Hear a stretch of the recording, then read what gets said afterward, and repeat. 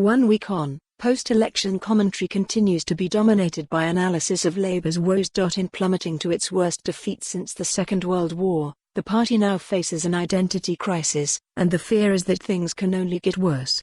This focus on Labour's existential spiral, however, ignores one side of how the election was won: the brilliance of the Conservative campaign.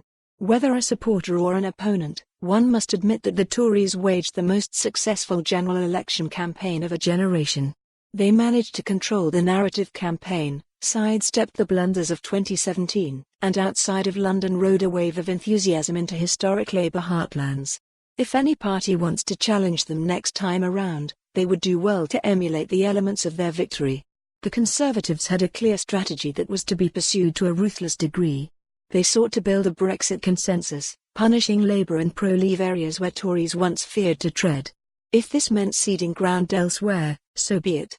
Even allies of the Prime Minster, such as Zac Goldsmith, were sacrificed for this purity of purpose, a blow softened somewhat in Goldsmith's case by the reward of a seat in Lords.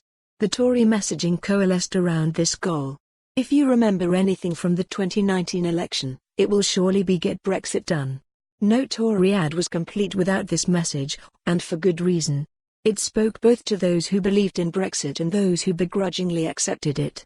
3 words which dominated the airspace: seldom has an election message been so simple. It also dragged the debate onto ground where the Conservatives felt strongest. Beyond this, the Conservatives built a message which resonated with those they sought to win over. They largely ignored think tank wonkery, instead relying on delivering what their target voters wanted. More police, tougher sentences, more hospitals. It was a common-sense message designed to hit what ordinary people felt strongest about.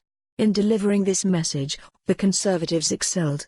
They understood that TV debates and interviews were sideshows for obsessives, offering far more chance of a pitfall than a boost, so they ignored them in favor of internet videos where the party could control the narrative.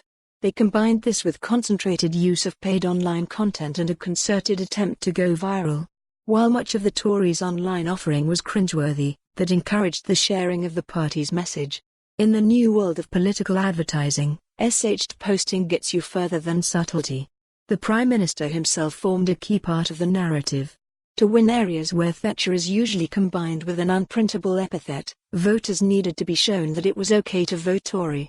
Boris Johnson took on this role with relish. He barely appeared in public this election. For more on this story, visit the news article link.